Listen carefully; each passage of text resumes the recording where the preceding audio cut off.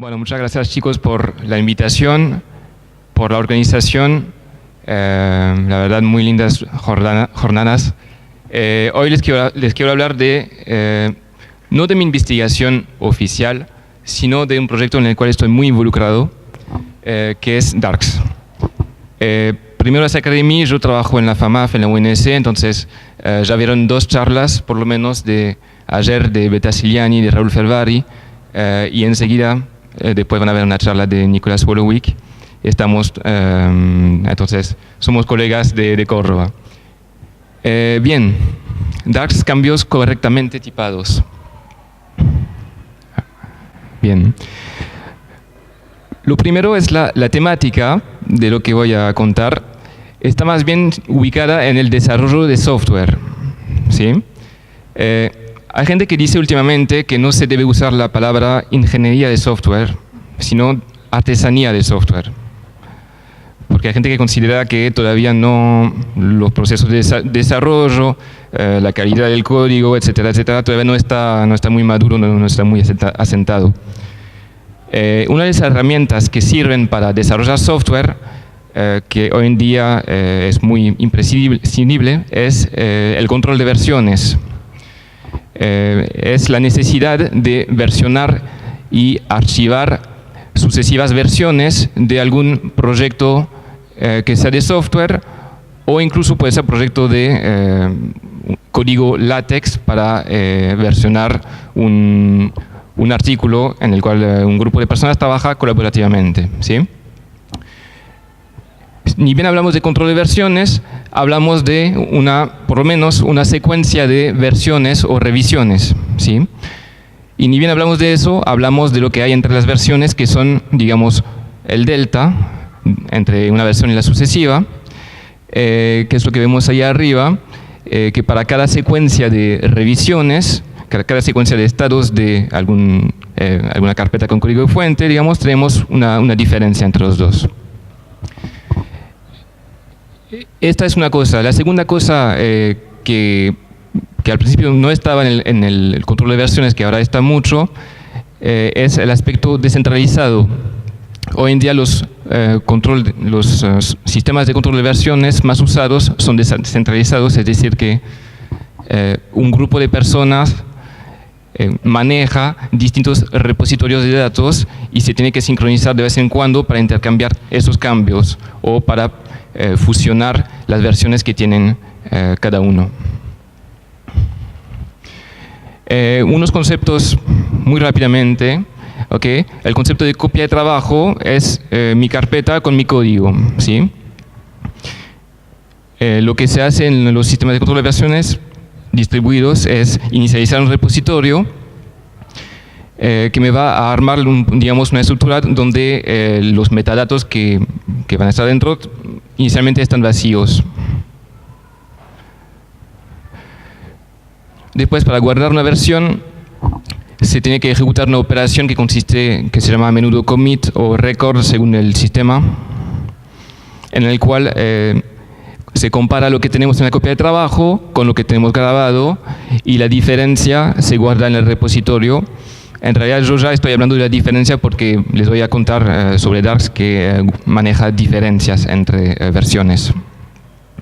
Y bueno, cuando tenemos versiones ulteriores, o sea, modificaciones de algún archivo, volvemos a grabar esas modificaciones y agregándolas a nuestro repositorio. ¿Okay? Así que lo que se guarda, lo que manejamos son dos cosas. Tenemos la copia de trabajo, que es mi versión actual de mi código, y manejamos el repositorio a través de alguna interfaz. Ahora, si hablamos de control de versiones descentralizado, no tenemos un solo repositorio, sino que tenemos varios, y hay operaciones que aparecen, la más importante siendo el pool, en el cual voy a recuperar alguna versión de otro repositorio y la voy a traer a mi repositorio, la voy a aplicar y voy a ver los cambios en mi copia de trabajo. También tenemos la posibilidad de recuperar cambios desde distintos repositorios y fusionarlos en nuestro repositorio.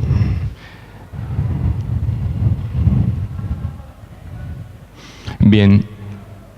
Entonces, ¿para qué hacemos eso? Para varias cosas. Queremos tener la posibilidad de volver atrás en el caso que encontramos un bug, pero no sabemos en qué momento apareció en el código. ¿Okay? Queremos tener la posibilidad de volver atrás, volver a testear el código hasta que encontremos la última versión que funcionaba y así encontrar dónde está la falla.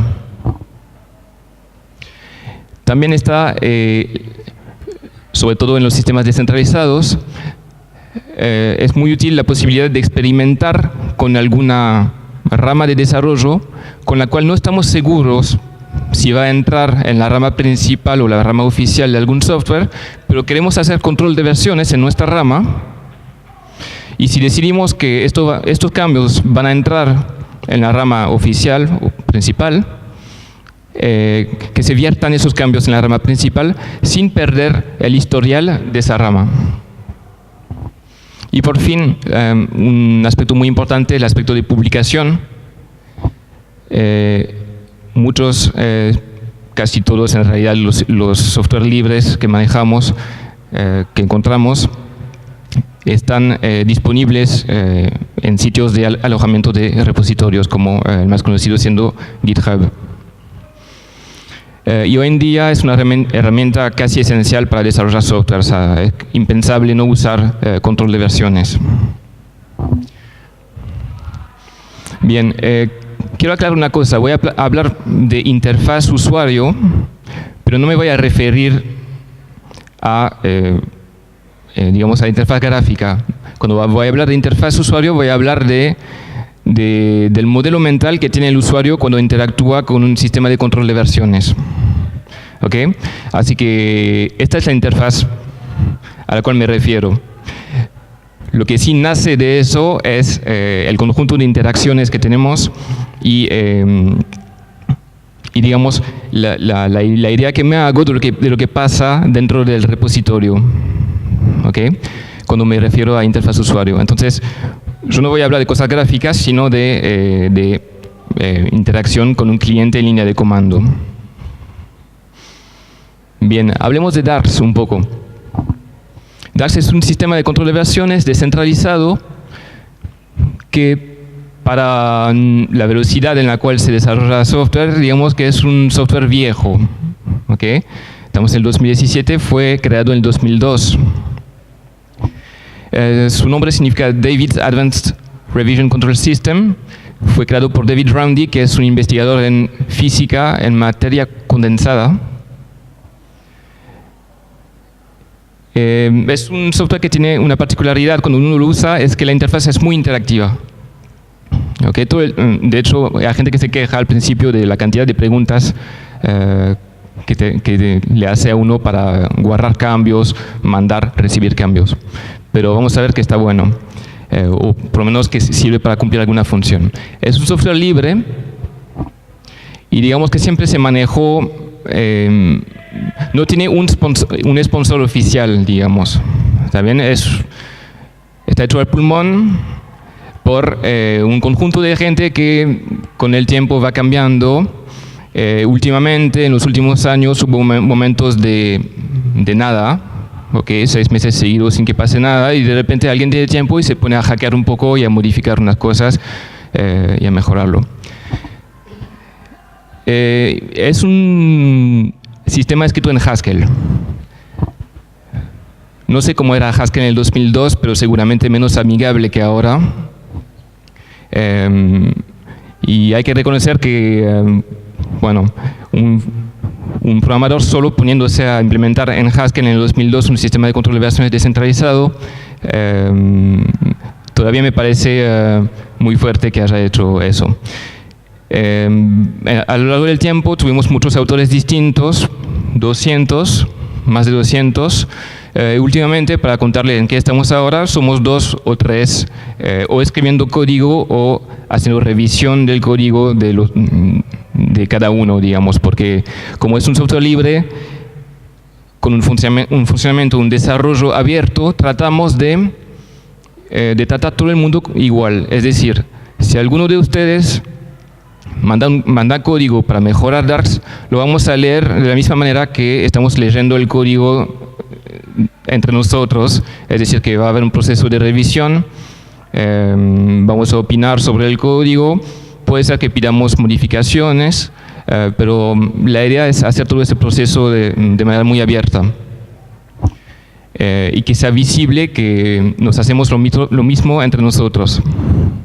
Nadie tiene derecho de guardar cambios así solo en el proyecto. Bien. Y vamos a volver a hablar de algo que se llama teoría de los patches.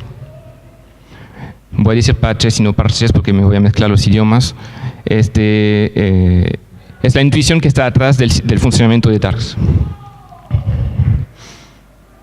Bien, un poco de historia.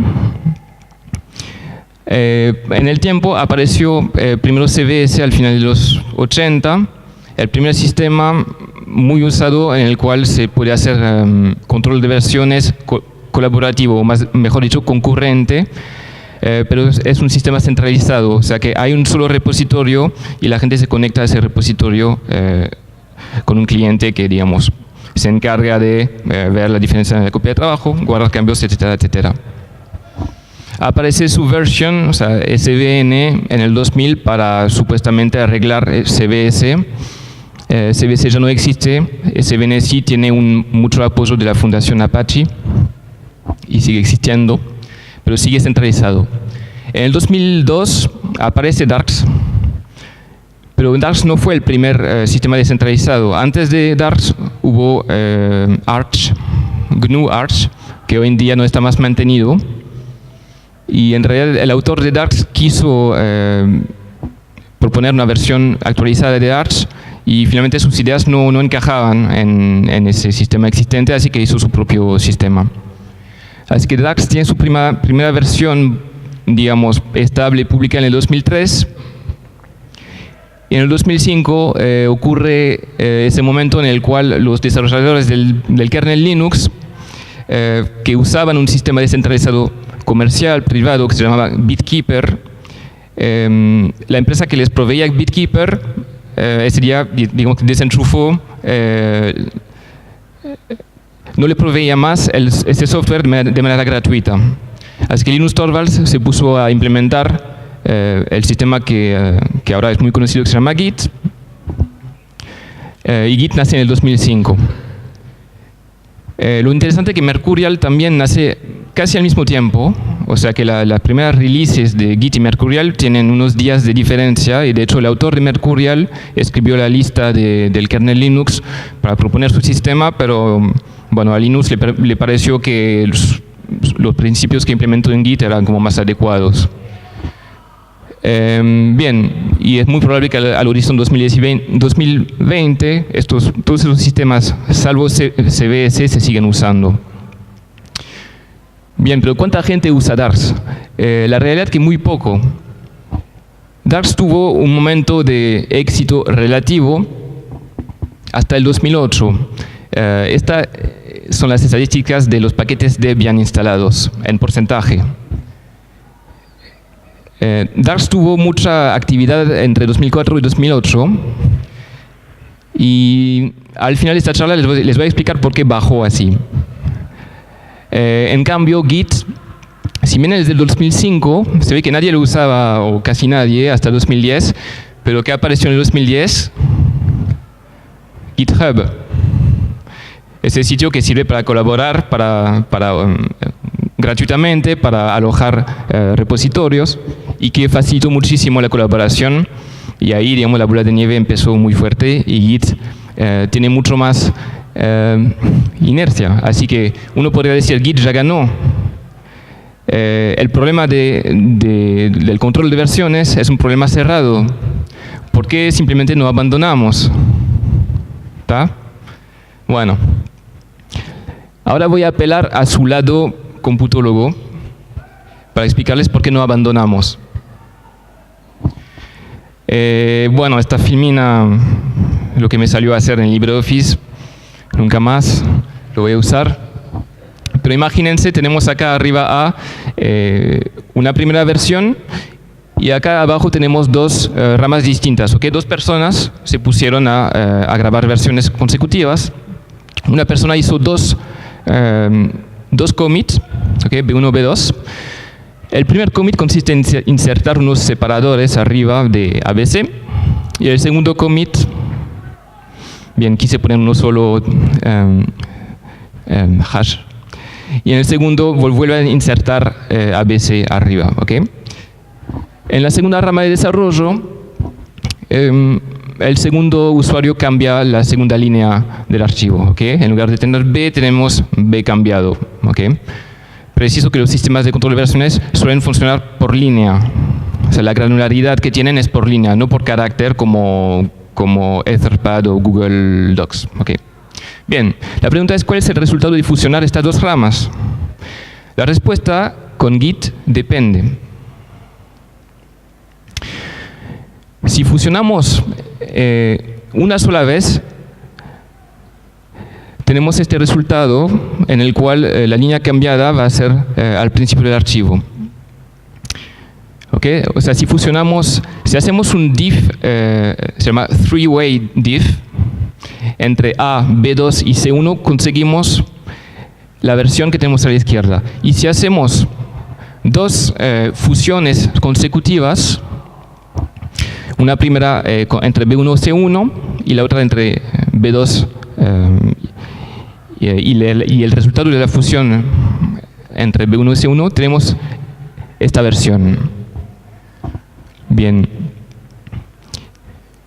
Acá la mayoría de la gente, digamos, a la mayoría de la gente no le importa eso, ¿está bien? Pero hay casos donde, digamos, dos personas que trabajan sobre ramas distintas se podrían, digamos, recuperar cambios una a la otra. Por ejemplo, este chabón está desarrollando una funcionalidad nueva que me parece muy copada, la voy a fusionar. Uy, y ahora publicó un patch, un commit que arregla un bug, así que lo voy a fusionar de vuelta.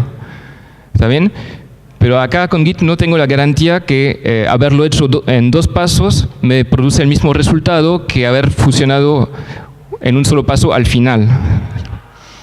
Concretamente eso se resuelve, digamos, o a la gente no le importa mucho porque después de un rato emerge una versión oficial del grafo de desarrollo en el cual, digamos, se elige cuál es la versión fusionada oficial, ¿no? Pero digamos que hay algo un poco insatisfactorio acá. Así que veamos un poco los conceptos de Darks. Un repositorio en Darks es una secuencia lineal de patches. ¿Ok? Mientras que en Git o en Mercurial tenemos un grafo que indica la relación de anterioridad entre las versiones. No, en Darks tenemos, o sea, es un grafo, es una línea. ¿Tá? La única relación es posterior a. Suena más simple. ¿Qué tenemos en el repositorio? El pristine, que es el resultado de la aplicación de esta secuencia de patches a una copia de trabajo vacía. O sea que el pristine es la última versión grabada de nuestro proyecto, básicamente. ¿Sí? Tenemos una cosa que nos causa mucho dolor de cabeza para los desarrolladores de Darks, que es el patch pendiente. El patch pendiente contiene información que no está en la copia de trabajo, pero que tenemos que poner para preparar nuestros patches. Por ejemplo, estoy agregando este archivo, estoy borrando tal archivo. Esto, si miran la copia de trabajo, en un momento dado, esta información no está y el usuario tiene que indicar esa información. Bueno, y por fin tenemos la copia de trabajo como siempre. Cuando hago un record, que es como commit en Git, se hace un diff entre la copia de trabajo y el pristine, se agregan los cambios del patch pendiente y esto me genera un patch nuevo que se graba en mi repositorio. Y así, y así. Bien. Un patch en Darks, en realidad hay como dos niveles de patch en Darks. Tenemos los patches nombrados, son los commits, digamos. ¿okay? Es lo que yo grabo cuando hago record, le doy un nombre, se le agrega unos metadatos como la fecha, pero tenemos también los patches primitivos. Los patches primitivos son, digamos, son la base para representar los cambios en Darks. Por ejemplo, los constructores que tenemos son addFile, removeFile, addDir, removeDir. Mover un archivo es un cambio primitivo en Darks. addDir nos agrega un directorio, una carpeta vacía en la copia de trabajo. Y acá lo más importante, por ahí, o el que tiene más contenido es Hunk. Un Hunk es un reemplazo de línea. ¿Okay? Así que esto es lo más importante. Un Hunk nos indica el nombre del archivo, la línea, una lista de las líneas que se deben sacar y una segunda lista de las líneas que se deben insertar en ese lugar. Y tenemos un par de cosas más raras que no voy a comentar mucho, pero Token Replace es un cambio primitivo que dice en ese archivo reemplázame la palabra tal por la palabra otra, al nivel completo del archivo. Bien, entonces, en el funcionamiento de Darks, o sea, no se puede hablar de Darks sin hablar de conmutación.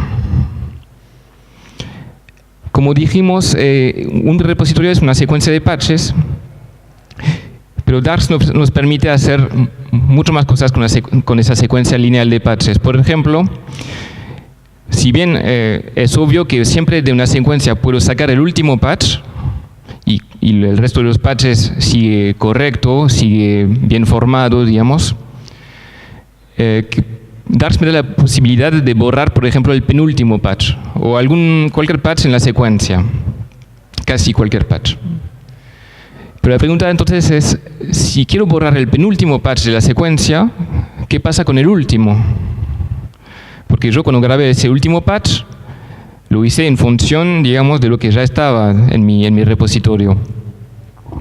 Si borro P4 acá, ¿qué pasa con P5? No puedo dejar P5 así nomás. Tengo que fijarme si tengo que adaptar el contenido de P5 a este contexto nuevo, sin P4.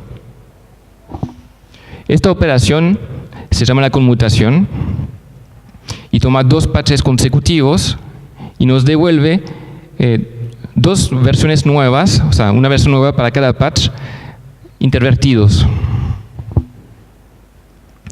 Bien, y usamos esta notación por lo menos en estas filminas. Bien, esta operación de conmutación, si la idea es adaptar bien los patches para que representan algo que tenga sentido, es importante especificarla bien, para después implementarla bien, ¿no? Así que primero nos podemos dar cuenta que si tenemos un prim que modifica un archivo X y luego un segundo prim que mueve, o sea, que me renombra el archivo X en el archivo Y, si hago conmutación de eso, tengo que cambiar el patch primitivo Hunk diciendo que modifica el archivo con el nombre nuevo, porque si no, no se puede más aplicar. Esto es lo que tenemos en el primer ejemplo. Otro ejemplo, tenemos que adaptar los números de líneas, porque si dos patches modifican el mismo archivo, uno más arriba que el segundo, si saco el primero, el segundo hay que decalarlo hacia arriba, digamos. La cantidad de líneas insertadas por el primero ya no está, entonces tengo que adaptar el número de línea del segundo patch. ¿Okay? Así que es un segundo ejemplo de por qué tenemos que adaptar los patches cuando hacemos conmutación. Bien, así que vamos a empezar a poner condiciones a esta operación de conmutación, a ponerle propiedades, ¿no? Primera propiedad, mantener la aplicabilidad, o en inglés sería sensibility o sensible. Es decir, que cualquier patch en una secuencia tiene que tener sentido, pero sentido, o sea, tiene que poder ejecutarse, aplicarse más allá de la intención del autor del patch, se tiene que poder hacer algo con ese patch, ¿ok? Por ejemplo, que no se pueda modificar o borrar un archivo que no esté en la copia de trabajo en el momento en el cual estoy aplicando el patch, ¿no? No insertar líneas fuera del tamaño de un archivo, no borrar líneas que no estén, porque los prims hunk nos dicen claramente el contenido de las líneas que hay que borrar, si no está, algo está roto. Bueno, y no pisarse entre los nombres de archivos, digamos. ¿Ok? Esto nos indica que hay casos donde la operación de conmutación puede fallar. O sea, hay casos donde esta operación de querer borrar el penúltimo patch no me puede andar. Bien, segunda parte de la especificación, la operación de conmutación tiene que mantener el efecto consecutivo de los dos patches. Es decir, el resultado de aplicar los dos patches iniciales o el resultado de aplicar la versión conmuteada tiene que resultar en la misma copia de trabajo. ¿Tá? Eso intuitivamente lo necesitamos. Pero ojo que vamos a tener que agregar más condiciones, porque si solo pedimos eso, podemos hacer cosas medio truchas. Por ejemplo, podemos dar vuelta a los dos patches, permutarlos y verter toda la información del segundo patch al primero, y el otro no tiene ninguna modificación. Así que no solo tenemos que mantener los efectos del par de patches, sino también que tenemos que tener una condición más, que es la invertibilidad de la conmutación. La invertibilidad dice que si puedo conmutear dos patches, entonces las versiones conmuteadas la puedo volver a conmutear y encuentro los patches originales. Bien, o sea que eso suena lindo, pero además de sonar lindo, nos elimina esos casos raros donde perderíamos un poco la identidad de los patches. Cuando digo identidad no me refiero a una relación de igualdad, qué sé yo, me refiero más bien a, no sé, a la personalidad o al contenido semántico de los patches. ¿Sí? Así que necesitamos esas tres condiciones por lo menos. Bien, teniendo esas propiedades, sobre todo de invertibilidad de la conmutación, esto tiene consecuencias en la interfaz usuario de Darcs. Muchas operaciones ahora están presentes en Darcs y no lo están en otros sistemas, como eso de modificar o borrar un patch que no sea el último de la secuencia. Y también lo que se llama cherry picking, que consiste en solamente querer aplicar a mi rama un solo cambio de otra rama sin recuperar todo. ¿Okay? Quiero extraer un cambio de otra rama, la quiero aplicar. En otros sistemas está esa opción de hacer eso, pero no es una operación reproducible o, digamos, en darse una posibilidad de hacer un primer cherry picking y después recuperar el resto, y Darcs se da cuenta que ya recuperé un primer cambio y no tengo que recuperarlo de vuelta, no tengo que volver a hacer esa operación. Bien. Así que la conmutación, digamos, es la base, pero enseguida viene otra operación muy importante, es la operación de fusionar, merge, que es distinta. Consiste en tomar dos secuencias de patches e intentar fusionar esas secuencias en una sola secuencia lineal.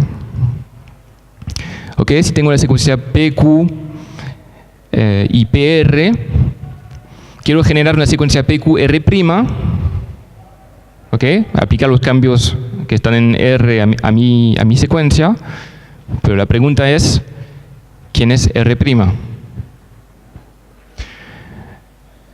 Y vamos a contestar a esta pregunta. Una notación que usamos para patches que tienen el mismo contexto inicial es esta notación un poco como el O lógico, ¿okay? Y Q y R se dicen que son patches paralelos. Ok, y commute y merge son dos operaciones bien distintas, porque commute se trata de dos patches consecutivos. En cambio, merge es una operación que va a involucrar patches que no se conocen entre sí, pero que conocen un contexto común.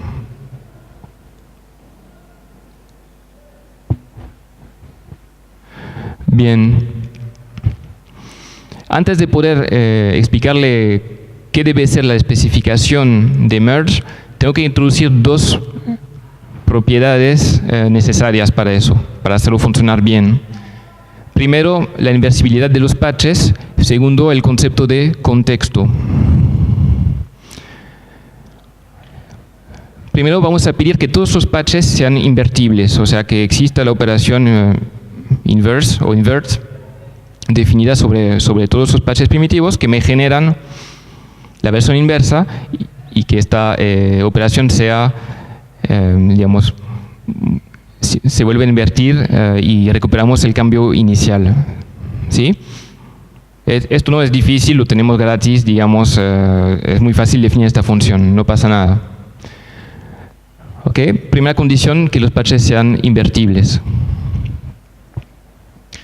Ahora, para poder razonar sobre los merge, tenemos que, o lo hace mucho más fácil, introducir el concepto de contexto.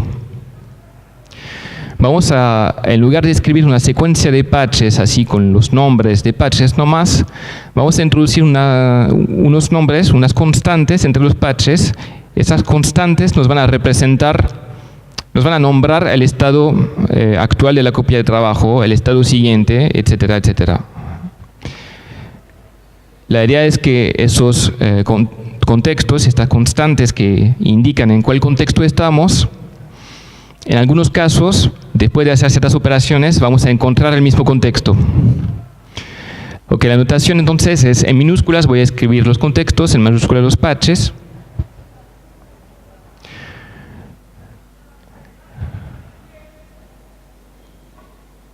Bien. ¿Qué podemos decir con los contextos? Primero, si tengo un patch que me lleva del contexto A al contexto B, su inverso me lleva del contexto B al contexto A. ¿Ok? Después, composición. Tengo un patch que me lleva del contexto A a B, un segundo patch de B a C, entonces la composición de los patches me lleva del contexto A al contexto C. Bien. Ahora hablemos de conmutación.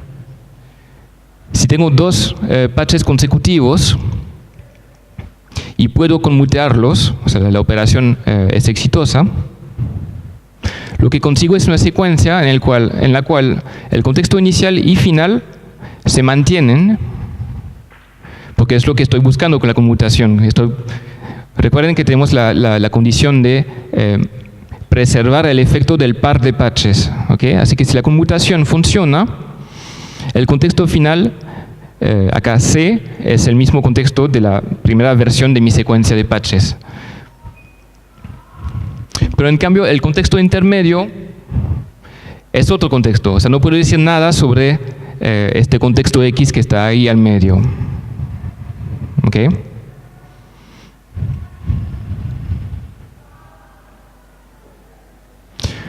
Bien. Y ahora que tenemos esto, podemos hablar de merge. Ok, supongamos que tenemos dos patches que empiezan desde el mismo contexto, pero que nos llevan a contextos distintos. Es decir, son dos patches distintos con efectos distintos. Y queremos de alguna forma conseguir una versión del segundo patch Q para insertarla al final de mi secuencia. ¿Cómo hacemos eso? Bueno, primero vamos a generar el inverso de nuestro primer patch y lo vamos a aplicar a la primera secuencia. ¿Okay? Generamos menos P o P-1, lo aplicamos a nuestra secuencia. El resultado es que llegamos al contexto inicial de antes de P, porque hemos aplicado el inverso. Bien, segundo paso, ahora que volvimos al contexto A, podemos aplicar Q, porque Q justamente es un patch que se aplica sobre el contexto A, ya es una constante, digamos. Así que podemos aplicar Q a esta secuencia. Por eso tenemos esta secuencia A, P, B, menos P, A, Q. Y el contexto que tenemos al final es bien el contexto C, ¿sí? Y ahora lo que vamos a hacer es conmutear menos P con Q. ¿Ok? Hacemos esta operación de conmutación y que conseguimos una secuencia donde primero tenemos P, después tenemos Q', pero como Q' es el resultado de la conmutación de Q con algún otro patch, en este caso menos P, su semántica, su sentido, digamos, está preservado y lo podemos aplicar después de P. Así que conseguimos esta secuencia y como cualquier secuencia de patches podemos sacar el último, vamos a sacar menos P', el resultado de la conmutación de menos P con Q, y que conseguimos una secuencia A, P, B, Q', X. O sea que hemos conseguido fusionar, poner en la misma secuencia patches que inicialmente no tienen nada que ver, salvo la misma secuencia inicial. Y además lo que puse al final de esa secuencia tiene sentido. Digamos, los contextos acá me dicen que yo lo hice bien, esa operación. No es que saqué Q así, lo puse así nomás al final de la secuencia. Lo único que usé era la operación de invertir un patch y la operación de conmutar dos patches. ¿Sí? Así que de esta forma Darks hace los merge, Darks es capaz de fusionar ramas concurrentes. Pero vamos a necesitar una propiedad más para que todo esto funcione bien. Porque si vemos el merge desde el punto de vista de Alice y el merge desde el punto de vista de Bob, queremos que cuando de vuelta Alice y Bob se intercambien los patches, que todo esto resulte en que se reconocen los patches entre ellos, digamos, que no se pierda de dónde vinieron esos patches, y queremos preservar este estado. Acá si fusionamos, la primera línea que tenemos en esta filmina es la que ya vimos y la segunda es desde el punto de vista de la otra persona. Bien, y la pregunta es, ¿qué tienen que ver X con Y? ¿Ok? O sea, Alicia tiene un contexto final X, Bob tiene contexto final Y. Estaría bueno que sean los mismos contextos, ¿no? Porque esto significaría que hemos hecho bien la fusión. Porque si tenemos una operación de fusión que según quién empezó primero nos genera copias de trabajos distintas, tenemos incoherencia, ¿no? Y con lo que tenemos hasta ahora, no podemos garantizar que X es igual a Y. Lo vamos a tener si le pedimos a la operación de conmutación una propiedad más, que algunos llaman conmutación de los inversos, otros llaman rotación, porque si nos ponemos a dibujar, digamos que es como una rotación que ocurre. Bueno, esa rotación dice que si conmuteo R con S y consigo PQ, entonces si conmuteo menos R con P, consigo S menos Q. Y digamos, si nos ponemos a aplicarlo a los ejemplos que acabamos de ver, esto nos produce después de una cantidad de pasos no muy grande, que X es igual a Y, digamos. Bien, esta propiedad de rotación de la operación de conmutación,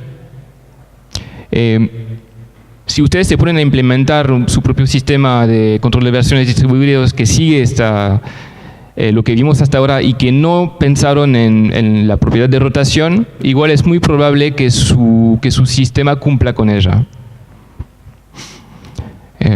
Digamos que no hay que hacer un esfuerzo particular para que se cumpla, pero hay que decir que se tiene que cumplir para que funcione todo eso. Entonces, la operación de conmutación tiene esta especificación, aplicabilidad, mantener el efecto del par, invertibilidad y rotación. Bien. Ahora hablemos un poco del código. Darks está implementado en Darks. Está almacenado en Darks, está auto almacenado y está implementado en Haskell. Lo lindo de Haskell son los tipos que tiene. Vamos a ver cómo usar tipos especiales llamados tipos testigos. Bien, primero hablemos de los tipos fantasmas.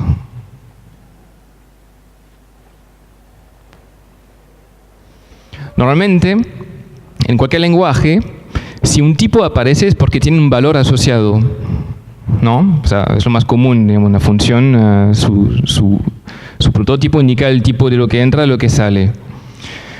Un tipo fantasma es un tipo que está, pero que no se corresponde con ningún valor concreto.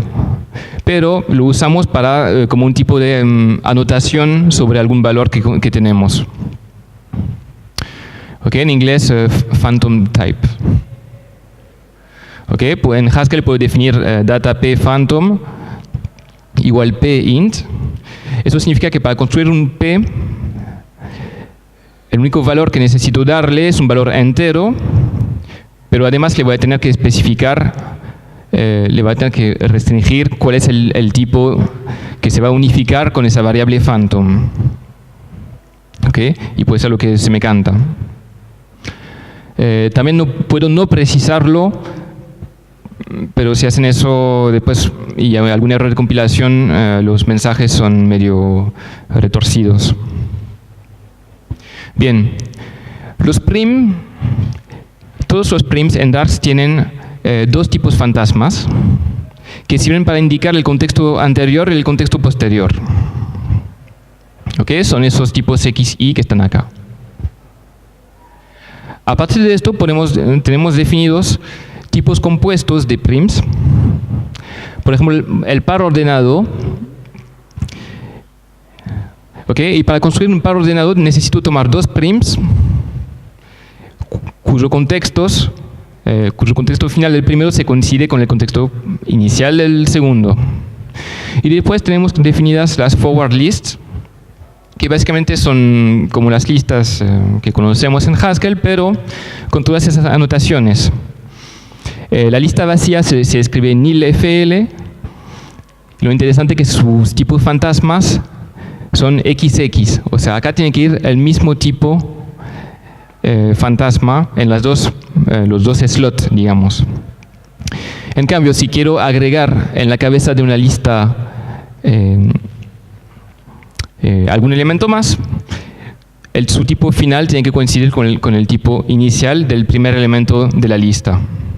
Así que las forward lists nos garantizan que todo lo que está guardado adentro, que aunque no esté escrito va a ser unos prims, esté bien, digamos que esos tipos fantasmas estén bien, que coinciden uno con el siguiente.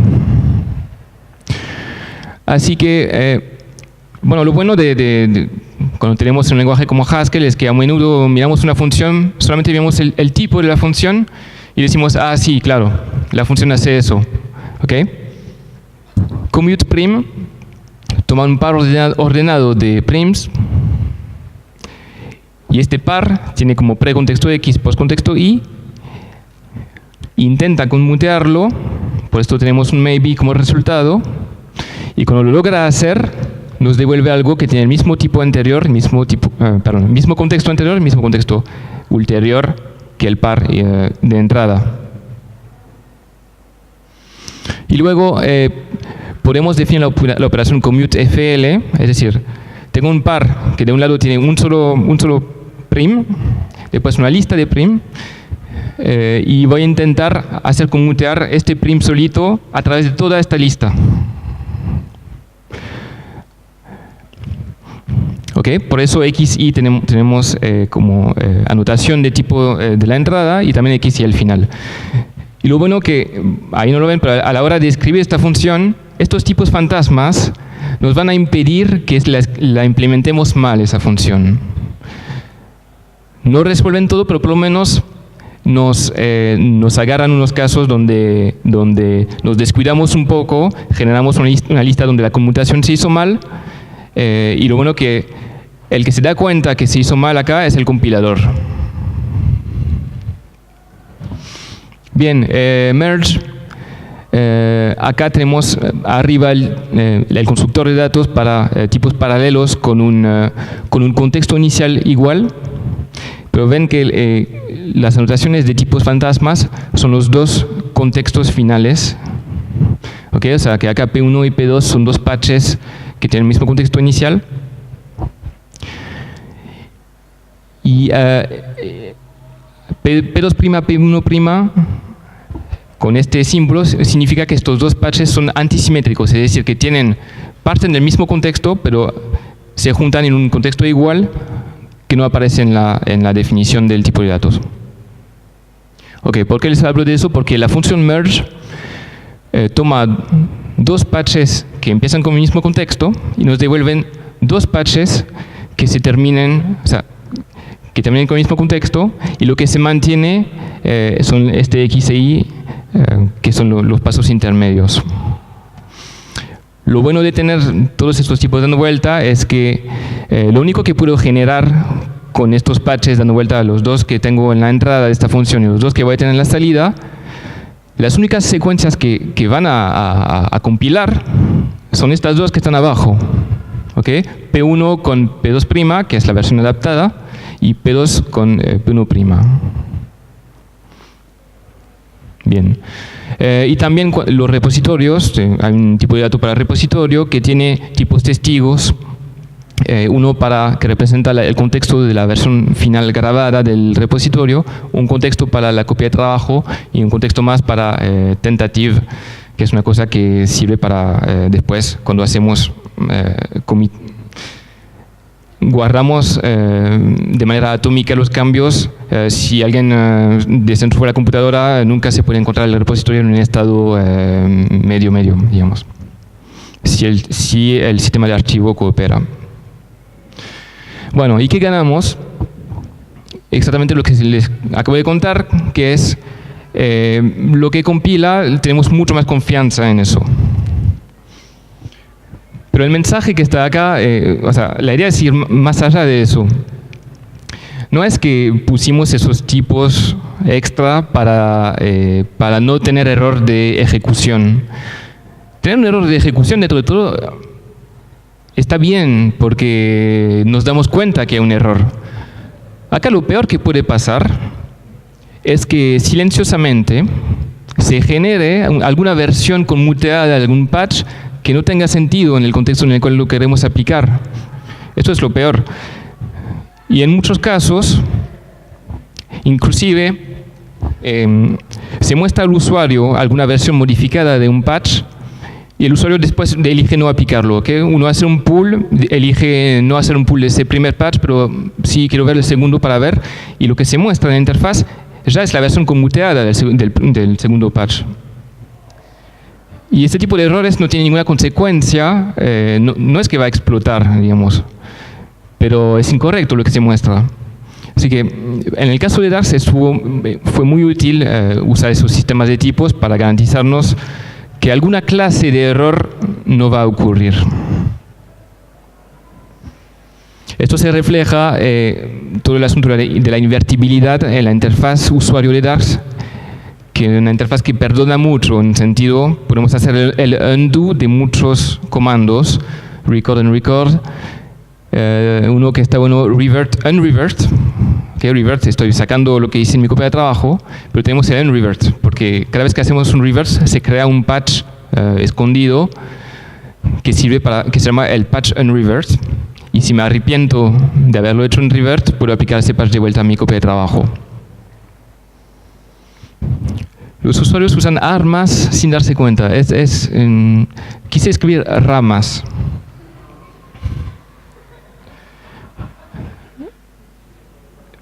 Está bueno. Bueno, lo que quise decir era que los usuarios usan ramas sin darse cuenta. ¿Por qué?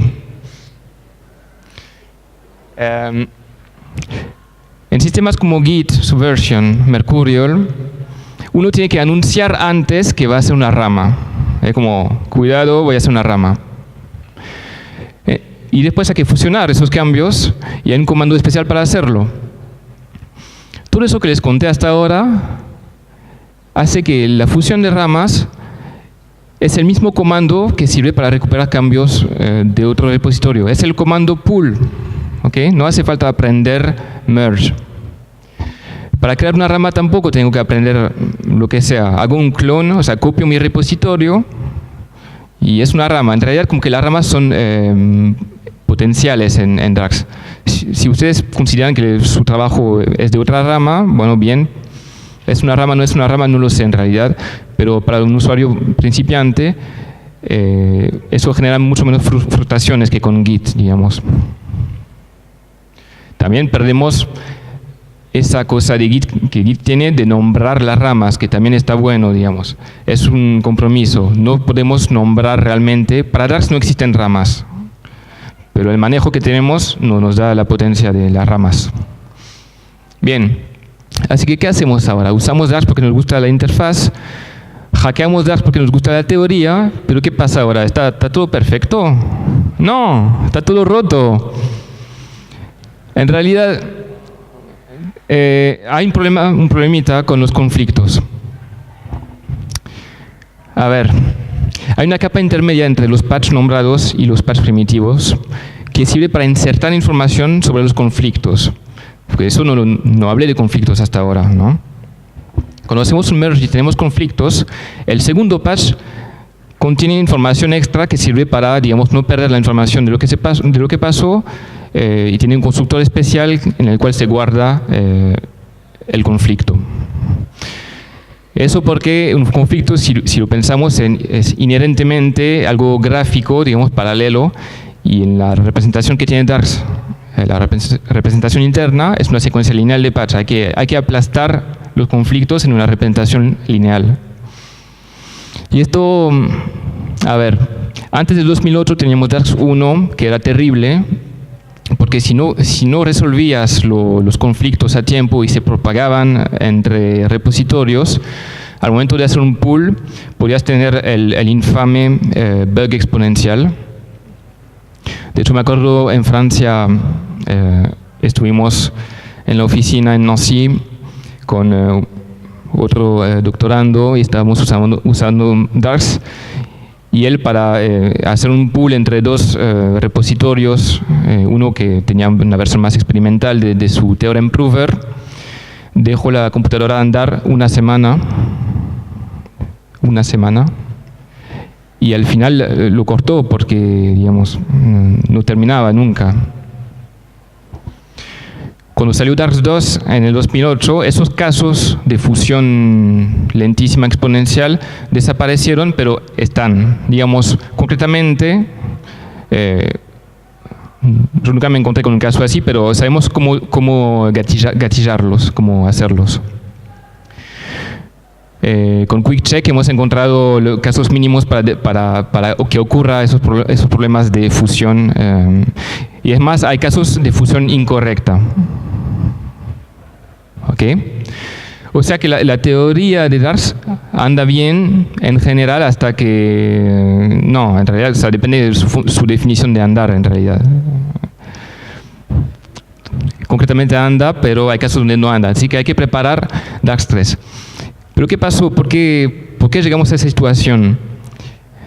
David Roundy, el autor original, digamos, tenía una buena intuición de lo que él quería hacer con ese sistema, pero es como que la medio formalizó de manera intuitiva, con una notación medio matemática, pero nunca se hizo el empalme entre esa especificación y el código en sí.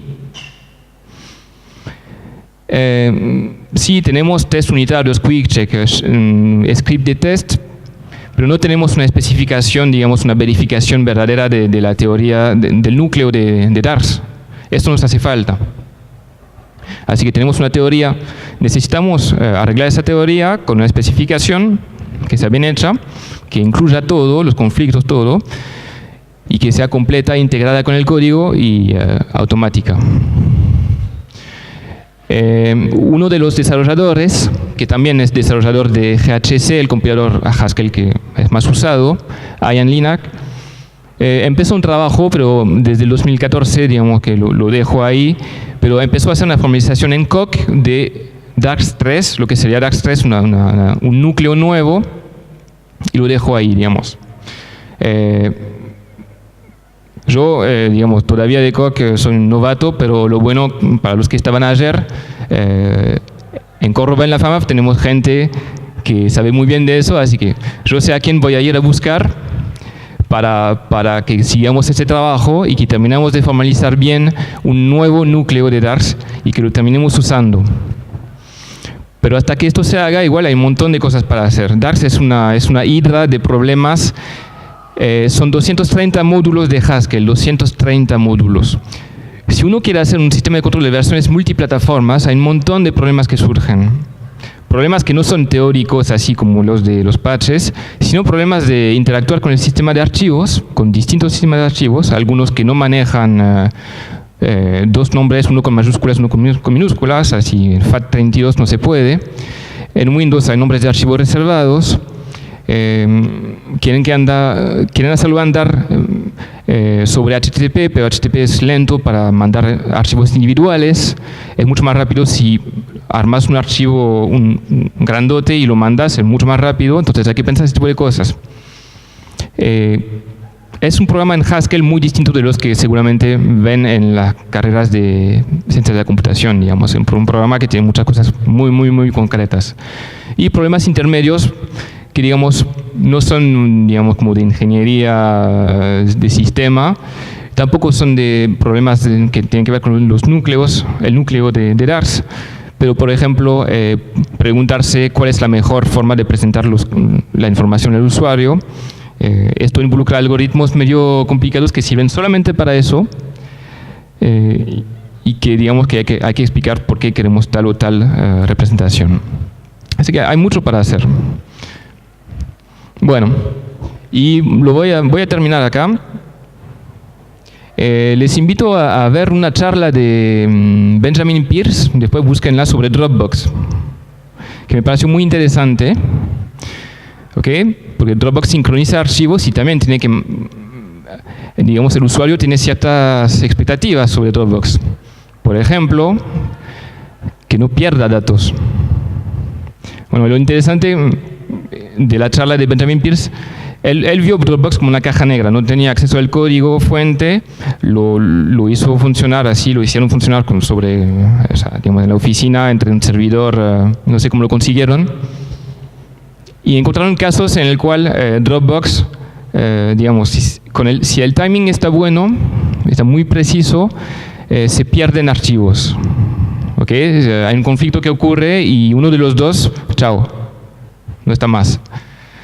Así que este tipo de cosas me hizo sentir mucho mejor, porque con toda la plata que le entra a Dropbox, tienen casos donde no funciona, digamos, la especificación capaz que tiene en interno, pero la implementación no la cumplió. Así que también Operational Transformation, que es lo que se usó en alguna época con Google Wave y después Google Docs, también las primeras implementaciones se hicieron y después vino gente a hacer un trabajo de especificación sobre eso para ver si se cumplía. Y la mayoría de las implementaciones de Operational Transformation violaba ciertas propiedades que a uno les parece básicas, en casos digamos, muy particulares, ¿no? Así que bueno, no nos vamos a dar latigazos por tener bugs en la teoría de DARS, vamos a seguir avanzando con la especificación y bueno, a los que nos quieren ayudar, bueno, son bienvenidos para sumarse al proyecto. Gracias.